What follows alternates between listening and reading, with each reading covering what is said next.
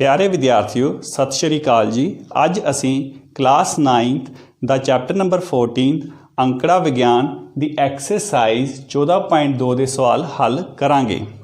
जिसका बेटा असी 6वां सवाल हल करांगे, जिस दे विच ये स्टेटमेंट दी गई है कि 3 सिक्के कट्ठे उछाले गए और ये नोट किया गया कि किन्ने सिक्कियां ते चित आया।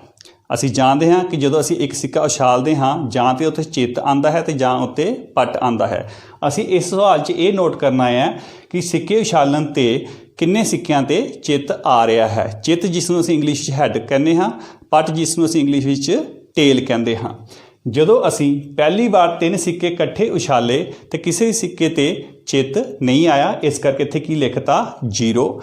जो असी दूजी बार 3 सिक्के कट्ठे उछाले तो एक सिक्के ते हैड आया, चित आया, इस करके इत्थे की लिखता 1।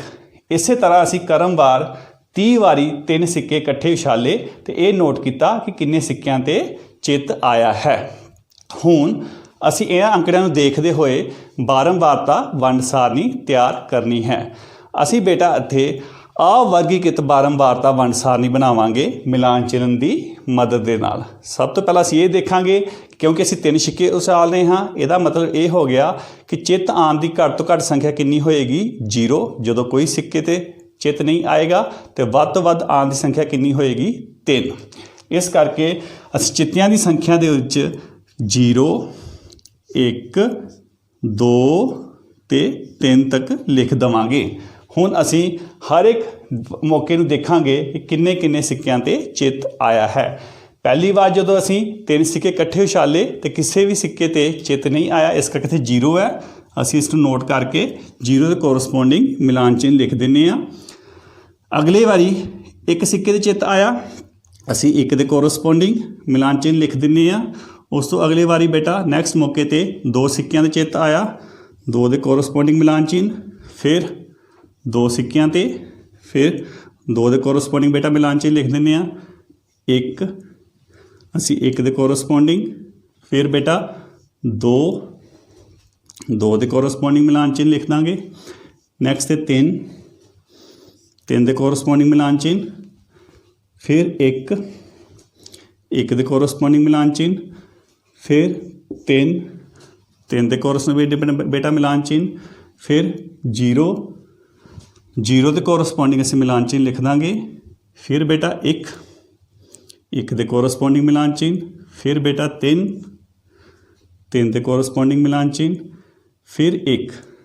हुण देखो 1 के कोरसपोंडिंग 4 मिलान चिन्ह 4 गिनती आ चुकी है। जो असी 5वीं लिखना है मिलान चिन्ह दे विच असी इहनूं की कर दिंदे आ, क्रॉस कर दिंदे आ।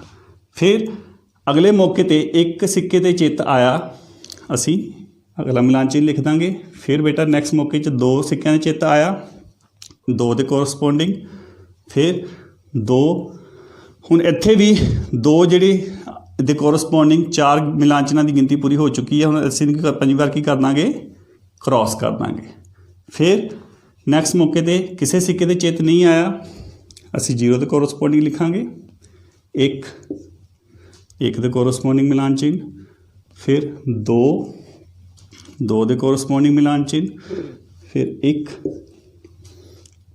के कोरसपोंडिंग मिलान चिन्ह, फिर 3 के कोरसपोंडिंग मिलान चिन्ह, फिर 0 के बेटा कोरसपोंडिंग मिलान चिन्ह, फिर 0।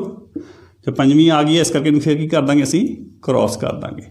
फिर 1 के कोरसपोंडिंग मिलान चिन्ह, फिर बेटा 1। हुण देखो फिर 1 ते 5वीं आ गया गिनती, इसनूं फिर की कर देंगे असी क्रॉस कर देंगे। फिर 2 के कोरसपोंडिंग मिलान चिन्ह, फिर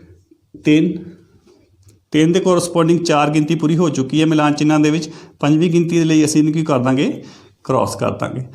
फिर 2 के कोरसपोंडिंग मिलान चिन्ह, फिर 2 के कोरसपोंडिंग मिलान चिन्ह, और फिर 0 के कोरसपोंडिंग मिलान चिन्ह। इस तरह असी इस अंकड़ियां नूं देखदे होए मिलान चिन्ह नोट कर लिए है। हुण असी इस मिलान चिन्हां नूं इन्हां नूं देखदे होए इन्हां चित्तियां की संख्या के कोरसपोंडिंग इन्हां दी बारंबारता लिखांगे, जिसनूं असी इंग्लिश दे विच की बोलदे हां, फ्रीकुएंसी। जे असी 0 के कोरसपोंडिंग देखिए तो यदि बेटा बारंबारता कितनी आ रही है 5 ते 1 6। एक के कोरसपोंडिंग बारंबारता कितनी आ रही है बेटा 5 ते 5 10 दो चित्तियां की संख्या के कोरसपोंडिंग बेटा बारंबारता कितनी आ रही है 5 ते 4 9 तो 3 चित्तियां की संख्या के कोरसपोंडिंग बारंबारता कितनी आ रही है साढ़े को 5। इसका मतलब ये है कि 6 मौके ਇਹੋ ਜਿਹੇ आए है जिस विच 3 किसी भी सिक्किया ते चित नहीं आया। इस तरह जो असी इनू देख लीए कि 10 मौके इस तरह के आए है जदों सिर्फ एक सिक्के ते चित आया है और 9 मौके ऐसे आए है जिहदे विच सिर्फ तो सिर्फ 2 सिक्कियां ते चित आया है और 5 मौके बेटा ऐसे आए है जिहदे विच 3 सिक्कियां ते की आया है चित आया है। जे असी इन्हां नूं जोड़ करिए तो ये साडे कोल कितना आना चाहिए बेटा 30 जोड़ कर लैंदे आ 6 ते 10 16 16 ते 9 25 25 ते 5 30। जे साडा जोड़ ठीक आ रहा है इसका मतलब ये हो गया कि साडी बारंबारता सारणी बिल्कुल ठीक बनी है। हुण बेटा असी इस बारंबारता की सारणी की मदद के नाल बहुत ही आसानी नाल इन्हां आंकड़ियां का विश्लेषण कर सकते हाँ। बच्चिओ हुण असी अगला सवाल 7वां सवाल हल करांगे जिस दे विच सानूं पाई का मुल दिता गया है। असी जानते हाँ कि जिहड़ा पाई का मुल है अशांत अनआवर्ती हुंदा है पर असी इन सवालों के विच इसका मुल की लैंदे हाँ 3.14 जां 22/7। पर इस सवाल दे विच सानूं जो पाई का मुल है 50 दशमलव स्थानां तक दिता गया है। सो यह जो दशमलव के बाद अंक लिखे गए हैं ये किन्ने लिखे हुए है 50। हुण इन्हां अंकां नूं देखदे होए असी बारंबारता वंड सारणी बनानी है। जदों असी बेटा बारंबारता वंड सारणी बना लांगे उहदे बाद असी इस सवाल का जवाब देना है कि इन्हां दे विच सब तो वध वार आने वाला अंक किहड़ा है ते सब तो घट वार आने वाला अंक किहड़ा है। जदों असी बेटा बारंबारता वंड सारणी बना लांगे तो सानूं इन्हां सवालों का जवाब देना बहुत ही आसान हो जाएगा। सो बेटा असी इन्हां अंकड़ियां नूं देखदे होए अवर्गीकृत बारंबारता वंड सारणी मिलान चिन्ह की मदद नाल बनावांगे। जिमें कि सानू इत्थे देखण ते ये प्राप्त हो रहा है कि ये दशमलव के बाद जो अंक है वो 0 तो लैके 9 तक हैगे हैं। इस करके असी जदों अवर्गीकृत बारंबारता वंड सारणी बनानी है तो असी इस कॉलम दे विच 0 तो लैके 9 तक अंक लिख लैने हैं तो फिर असी बेटा एक एक करके ये नोट करना है कि किहड़ा अंक कितनी बार आया है। सब तो पहला असी देखते हैं दशमलव के बाद जो पहला अंक है वो 1 है तो असी 1 के कोरसपोंडिंग मिलान चिन्ह लिख देंगे। फिर अगला अंक बेटा किहड़ा हैगा है 4 फिर 4 के कोरसपोंडिंग फिर बेटा 1 फिर 1 के कोरसपोंडिंग फिर बेटा 5 5 के कोरसपोंडिंग फिर बेटा 9 9 के कोरसपोंडिंग मिलान चिन्ह लिखांगे। फिर बेटा 2 फिर बेटा 2 के सामने मिलान चिन्ह लिखांगे। फिर 6 6 के कोरसपोंडिंग मिलान चिन्ह। फिर बेटा 5 5 के कोरसपोंडिंग मिलान चिन्ह। फिर बेटा 3 3 के कोरसपोंडिंग मिलान चिन्ह। फिर बेटा 5 5 के कोरसपोंडिंग मिलान चिन्ह। असी उन्हां अंकां नूं अंडरलाइन करते जा रहे हैं जिहड़े असी नोट करते जा रहे हैं ताकि सानूं दोबारा उन्हां नूं गिनन की गलती ना लगे। उस तो अगला बेटा अंक किहड़ा हैगा है 8 8 के सामने मिलान चिन्ह। फिर बेटा 9 9 के सामने मिलान चिन्ह। फिर बेटा 7 7 के सामने मिलान चिन्ह। फिर बेटा 9 9 के सामने इस तरह से 3 3 के सामने। फिर बेटा 2 2 के सामने। फिर 3 3 के सामने बेटा। फिर 8 8 के सामने। फिर 4 4 के सामने। फिर बेटा नेक्स्ट 6 6 के नेक्स्ट कोरसपोंडिंग मिलान चिन्ह। फिर बेटा 2 2 के कोरसपोंडिंग मिलान चिन्ह। फिर बेटा 6 6 के कोरसपोंडिंग मिलान चिन्ह।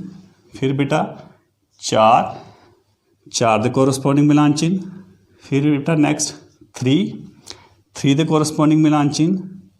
फिर बेटा 3 हुण देखो इत्थे 3 के कोरसपोंडिंग मिलान चिन्हां की गिनती 4 तक हो गई है तो 5वीं बार असीं जानते हैं कि कर देंगे असीं क्रॉस।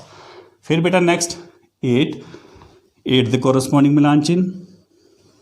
फिर बेटा नेक्स्ट की आ गया 3 ਦੇ कोरसपोंडिंग मिलान चिन्ह। नेक्स्ट 2 ਦੇ कोरसपोंडिंग मिलान चिन्ह।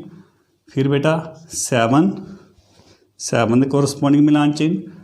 फिर नेक्स्ट की आ गया बेटा 9 ਦੇ कोरसपोंडिंग मिलान चिन्ह। फिर बेटा नेक्स्ट 5 ਦੇ कोरसपोंडिंग मिलान चिन्ह। फिर बेटा 0 सो 0 ਦੇ कोरसपोंडिंग मिलान चिन्ह आ जाएगा। फिर 2 ਦੇ कोरसपोंडिंग मिलान चिन्ह की गिनती 4 तक हो चुकी है। फिर 5ਵੀਂ ਦੇ ਲਈ ਅਸੀਂ ਕਰ ਦਾਂਗੇ ਇਹਨੂੰ क्रॉस। फिर बेटा नेक्स्ट की आ जाएगा 8 ਦੇ कोरसपोंडिंग मिलान चिन्ह। फिर बेटा 8 ਦੇ कोरसपोंडिंग भी 4 तक गिनती हो चुकी है, तो 5ਵੀਂ वार इनकी कर देंगे असी क्रॉस। फिर नेक्स्ट की आ जाएगा 4 ਦੇ कोरसपोंडिंग मिलान चिन्ह। फिर बेटा 1 ਦੇ कोरसपोंडिंग मिलान चिन्ह। फिर बेटा 9 ਦੇ कोरसपोंडिंग 4 तक गिनती हो चुकी है, 5ਵੀਂ वार असी कर देंगे क्रॉस। नेक्स्ट की है बेटा 7 ਦੇ कोरसपोंडिंग मिलान चिन्ह। फिर 1 ਦੇ कोरसपोंडिंग मिलान चिन्ह। फिर 6 ਦੇ कोरसपोंडिंग मिलान चिन्ह। फिर 9 ਦੇ कोरसपोंडिंग मिलान चिन्ह। फिर 3 ਦੇ कोरसपोंडिंग बेटा मिलान चिन्ह। फिर 9 ਦੇ कोरसपोंडिंग मिलान चिन्ह। फिर 9 बेटा 9 ਦੇ कोरसपोंडिंग मिलान चिन्ह। फिर 3 ਦੇ कोरसपोंडिंग मिलान चिन्ह। फिर 7 ਦੇ कोरसपोंडिंग मिलान चिन्ह। फिर बेटा 5 ਦੇ कोरसपोंडिंग मिलान चिन्ह। 5 ਦੇ कोरसपोंडिंग जो मिलान चिन्ह की गिनती है 4 तक हो चुकी है, 5ਵੀਂ वार इन कर देंगे असी क्रॉस। नेक्स्ट 1 है, 1 ਦੇ कोरसपोंडिंग मिलान चिन्ह 4 तक आ चुकी है गिनती, फिर 5ਵੀਂ वार इन क्रॉस कर देंगे। और लास्ट की हैगा है 0, तो 0 ਦੇ कोरसपोंडिंग मिलान चिन्ह। सो बेटा असी इन्हां नूं देखते हुए मिलान चिन्ह के नाल इन्हां अंकां की असी गिनती कर ली है। हुण असी मिलान चिन्हां नूं देखते हुए इन्हां अंकां की लिखांगे बारंबारता, जिसनूं असी इंग्लिश दे विच कहने आ फ्रीकुएंसी। हुण बेटा 0 कितनी बार आया दशम स्थानां दे विच, मिलान चिन्ह नूं देखते हुए की आ रहा है 2। 1 कितनी बार आया बेटा 5। 2 बेटा कितनी बार आया है 5। 3 बार बेटा कितनी बार आया 5 ते 3 8। सो बेटा इत्थे की लिख देंगे असी 8। फिर 4 कितनी बार आया है 4। 5 बेटा कितनी बार आया है 5 बारी। 6 बेटा कितनी बार आया है 6 4 बारी आया। 7 बेटा कितनी बार आया है 4 बारी आया। 8 कितनी बारी आया बेटा 5 बारी आया है। और 9 कितनी बारी आया बेटा 8 बारी आया। सो देखो बेटा हुण असी मिलान चिन्हां की मदद नाल इन्हां अंकां की बारंबारता लिख ली है। जे असी इन्हां दा जोड़ करिए तो बेटा साडे कोल कितना आना चाहिए है 50। देखो जोड़ करके 2 ते 5 7, 7 ते 5 12, 12 ते 8 20, 20 ते 4 24, 5 29, 4 33, 4 37, 37 ते 5 42, 42 ते 8 50। जे साडा जोड़ 50 आ रहा है, इसका मतलब ये हो गया कि जो असी बारंबारता जो सारनी बनाई है वो साडी बिल्कुल ही ठीक है। हुण असी इन्हां बारंबारता वन सारनी नूं देखते हुए अगले सवालों का जवाब बड़ी ही आसानी नाल दे सकते हाँ। दूजा सवाल साडे कोल बेटा ये पूछा गया है कि सब तो वध वार आने वाला अंक किहड़ा है। तो बेटा सब तो वध वार आने वाला अंक वो होएगा जिसकी बारंबारता सब तो ज़्यादा होएगी। सो इत्थे असीं देखिए कि सब तो वध बारंबारता किहदी हैगी है। एक तो बेटा हैगी है 3 दी जो कि 8 है, और एक 9 दी। सब तो वध वार आने वाले अंक साडे कोल हुण इहदा मतलब 2 हैं। किहड़े-किहड़े हैं 3 ते 9। अगला सवाल साडे कोल ये है कि सब तो घट वार आने वाला अंक। तो बेटा ये सब तो घट वार आने वाला अंक किहड़ा होएगा जिसकी बारंबारता सब तो घट होएगी। तो इत्थे बारंबारता देखने से सानू ये पता चल रहा है कि सब तो घट बारंबारता 2 है और किहड़े अंक की हैगी है 0 की। तो इस सवाल का उत्तर यह है कि सब तो घट वार आने वाला अंक किहड़ा है 0। तो इस तरह असी देखो बच्चिओ इन्हां सवालों के जवाब बहुत ही आसानी नाल दे दिते हैं। इस तरह असी होर भी सवालों के जवाब बहुत ही आसानी नाल दे सकते हाँ इस बारंबारता वंड सारणी की मदद के नाल। बच्चिओ हुण असी 8वां सवाल हल करांगे जिस सवाल दे विच एक अध्यापक द्वारा 30 विद्यार्थियों को पूछा गया कि उन्होंने पिछले हफ्ते किन्ने घंटे टीवी देखिया। जिवें कि अध्यापक ने जो पहले बच्चे को सवाल पूछा तो उसने कहा कि उसने पिछले हफ्ते 1 घंटे टीवी देखिया, दूजे बच्चे ने जवाब दिता कि उसने 6 घंटे टीवी देखिया। इस तरह 30 बच्चों ने अपने अपने जवाब दिते हुए हैं कि उन्होंने किन्ने समा टीवी देखिया। हुण इन्हां अंकड़िਆਂ ਨੂੰ देखते हुए असी वर्ग चौड़ाई 5 लैके बारंबारता वंड सारणी बनानी है। और जो असी बारंबारता वंड सारणी बना लांगे उस तो बाद असी इस सवाल का जवाब देना है कि किन्ने बच्चों ने 15 घंटे या 15 घंटे तो वध टीवी देखिया। सब तो पहला बेटा जो असी वर्गीकृत बारंबारता वंड सारणी बनानी होंदी है तो असी ये देखना होंदा है कि दिते हुए अंकड़िਆਂ ਦੇ ਵਿੱਚ न्यूनतम संख्या ਕਿਹੜੀ है तो अधिकतम संख्या ਕਿਹੜੀ है। जे असी दिते हुए अंकड़े देखिए तो ये देखने तो यह प्राप्त होंदा है कि न्यूनतम संख्या बेटा किहड़ी है 1 तो अधिकतम संख्या बेटा किहड़ी हैगी है 17। न्यूनतम संख्या बेटा दिते हुए अंकड़िਆਂ ਦੇ ਵਿੱਚ किहड़ी है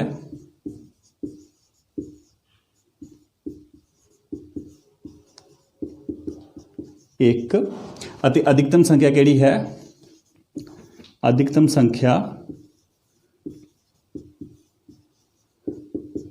17।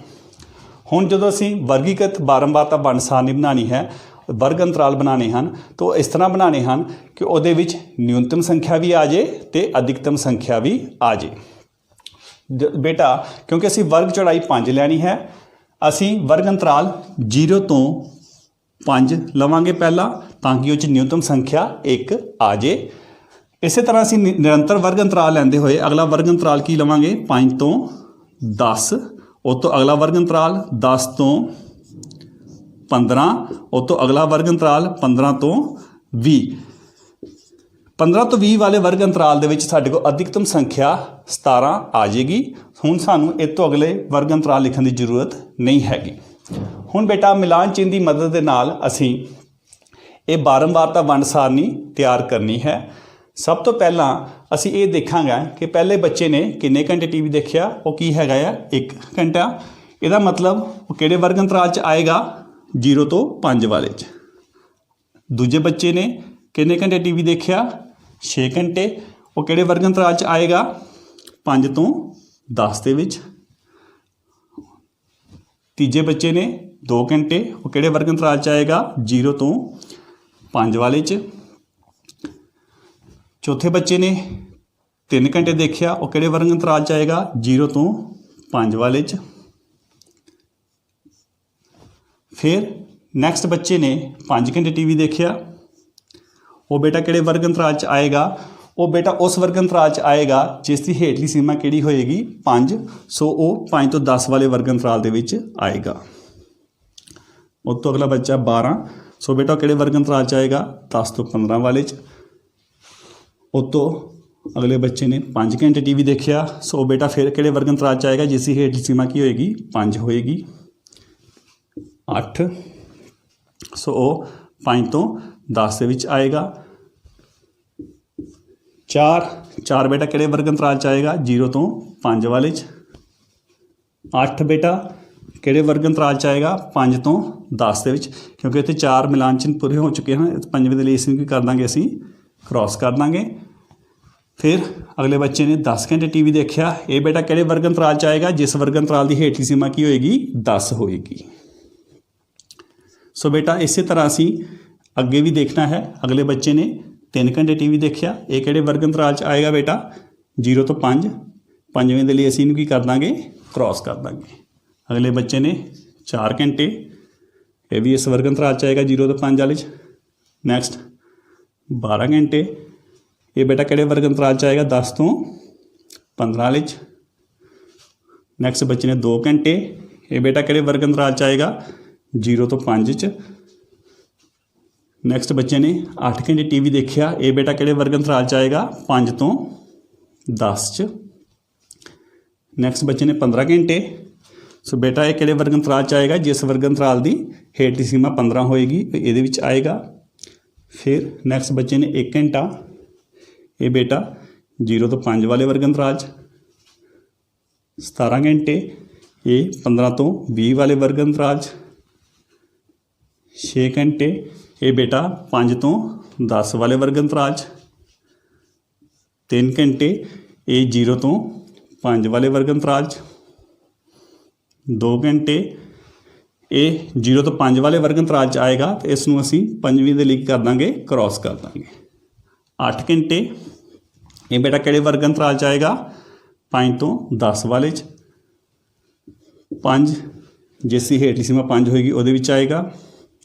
9, ਇਹ 5 ਤੋਂ 10 ਵਾਲੇ ਵਰਗ ਅੰਤਰਾਲ 'ਚ ਆਏਗਾ, ਇਸ ਨੂੰ ਕ੍ਰੋਸ ਕਰ ਦਾਂਗੇ। 6 ਬੇਟਾ ਕਿਹੜੇ ਵਰਗ ਅੰਤਰਾਲ 'ਚ ਆਏਗਾ 5 ਤੋਂ 10 ਵਾਲੇ 'ਚ ਆਏਗਾ। 8, ਇਹ ਵੀ 5 ਤੋਂ 10 ਵਾਲੇ 'ਚ ਆਏਗਾ। 7, ਇਹ ਵੀ 5 ਤੋਂ 10 ਵਾਲੇ 'ਚ ਆਏਗਾ।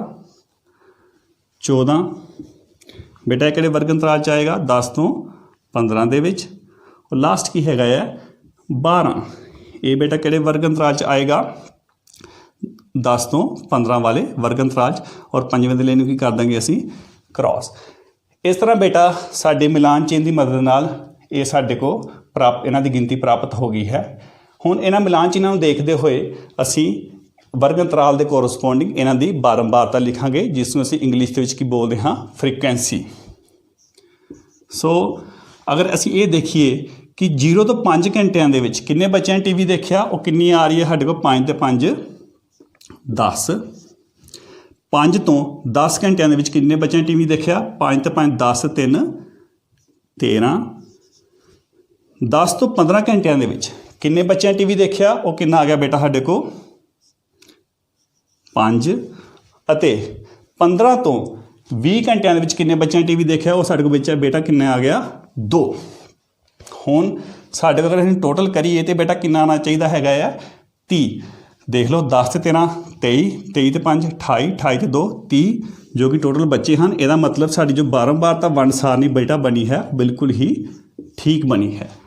ਹੁਣ ਅਸੀਂ ਅਗਲੇ ਸਵਾਲ ਦਾ ਜਵਾਬ ਦੇਣਾ ਹੈ ਕਿ ਕਿੰਨੇ ਬੱਚਿਆਂ ਨੇ 15 ਘੰਟੇ ਜਾਂ 15 ਘੰਟਿਆਂ ਤੋਂ ਵੱਧ ਟੀਵੀ ਦੇਖਿਆ। ਹੁਣ ਇਸ ਸਵਾਲ ਦਾ ਜਵਾਬ ਅਸੀਂ ਬੜੀ ਹੀ ਆਸਾਨੀ ਨਾਲ ਦੇ ਸਕਦੇ ਹਾਂ। ਜਦੋਂ ਅਸੀਂ ਬਾਰੰਬਾਰਤਾ ਵੰਡ ਸਾਰਣੀ ਦੇਖੀਏ ਤਾਂ ਵਰਗ ਅੰਤਰਾਲ 15 ਤੋਂ 20 ਦੇ ਵਿੱਚ ਕਿੰਨੇ ਬੱਚੇ ਆ ਰਹੇ ਬੇਟਾ ਸਾਡੇ ਕੋਲ 2। ਤੇ ਇਸ ਸਵਾਲ ਦਾ ਕੀ ਜਵਾਬ ਹੈ ਬੇਟਾ ਕਿ ਸਿਰਫ 2 ਬੱਚੇ ਹਨ ਜਿਨ੍ਹਾਂ ਨੇ 15 ਘੰਟੇ ਜਾਂ 15 ਘੰਟੇ ਤੋਂ ਵੱਧ ਟੀਵੀ ਦੇਖਿਆ। ਇਸੇ ਤਰ੍ਹਾਂ ਇਸ ਬਾਰੰਬਾਰਤਾ ਵੰਡ ਸਾਰਣੀ ਨੂੰ ਦੇਖਦੇ ਹੋਏ ਅਸੀਂ ਹੋਰ ਵੀ ਸਵਾਲਾਂ ਦੇ ਜਵਾਬ ਬਹੁਤ ਹੀ ਆਸਾਨੀ ਨਾਲ ਦੇ ਸਕਦੇ ਹਾਂ।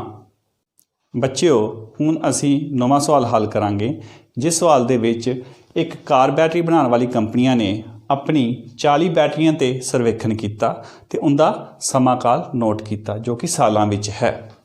ਜਿਵੇਂ ਉਹਨਾਂ ਨੇ ਪਹਿਲੀ ਬੈਟਰੀ ਦਾ ਜੀਵਨ ਕਾਲ ਨੋਟ ਕੀਤਾ, ਉਹ ਕਿੰਨਾ ਹੈ 2.6। 2.6 ਦਾ ਮਤਲਬ ਹੈ 2 ਸਾਲ 6 ਮਹੀਨੇ। ਦੂਜੀ ਬੈਟਰੀ ਦਾ ਜੀਵਨ ਕਾਲ 3 ਸਾਲ। ਇਸੇ ਤਰ੍ਹਾਂ ਉਹਨਾਂ ਨੇ 40 ਬੈਟਰੀਆਂ ਦਾ ਜੀਵਨ ਕਾਲ ਨੋਟ ਕੀਤਾ ਹੋਇਆ ਹੈ ਔਰ ਸਾਨੂੰ ਇਹਨਾਂ ਅੰਕੜਿਆਂ ਵਿੱਚ ਦਿੱਤਾ ਗਿਆ ਹੈ। ਹੁਣ ਇਹਨਾਂ ਅੰਕੜਿਆਂ ਨੂੰ ਦੇਖਦੇ ਹੋਏ ਅਸੀਂ 0.5 ਦਾ ਮਾਪ ਲੈ ਕੇ ਵਰਗ ਅੰਤਰਾਲ ਬਣਾਉਣੇ ਹਨ ਅਤੇ ਉਹਦੀ ਸਹਾਇਤਾ ਨਾਲ ਵਰਗੀਕ੍ਰਿਤ ਬਾਰੰਬਾਰਤਾ ਵੰਡ ਸਾਰਣੀ ਬਣਾਉਣੀ ਹੈ। ਅਤੇ ਬੇਟਾ ਸਾਨੂੰ ਪਹਿਲਾਂ ਹੀ ਪਤਾ ਹੈ ਜਦੋਂ ਵੀ ਅਸੀਂ ਵਰਗੀਕ੍ਰਿਤ ਬਾਰੰਬਾਰਤਾ ਵੰਡ ਸਾਰਣੀ ਬਣਾਉਣੀ ਹੁੰਦੀ ਹੈ, ਸਭ ਤੋਂ ਪਹਿਲਾਂ ਅਸੀਂ ਇਹ ਦੇਖਣਾ ਹੁੰਦਾ ਹੈ ਕਿ ਦਿੱਤੇ ਹੋਏ ਅੰਕੜਿਆਂ ਦੇ ਵਿੱਚ ਨਿਊਨਤਮ ਸੰਖਿਆ ਕਿਹੜੀ ਹੈ ਅਤੇ ਅਧਿਕਤਮ ਸੰਖਿਆ ਕਿਹੜੀ ਹੈ। ਜੇ ਅਸੀਂ ਦਿੱਤੇ ਹੋਏ ਅੰਕੜਿਆਂ ਨੂੰ ਦੇਖੀਏ ਤਾਂ ਇਹਨਾਂ ਅੰਕੜਿਆਂ ਦੇ ਵਿੱਚ ਬੇਟਾ ਨਿਊਨਤਮ ਸੰਖਿਆ ਕਿਹੜੀ ਹੈਗੀ ਹੈ 2.2 ਅਤੇ ਬੇਟਾ ਅਧਿਕਤਮ ਸੰਖਿਆ ਕਿਹੜੀ ਹੈਗੀ ਹੈ 4.6।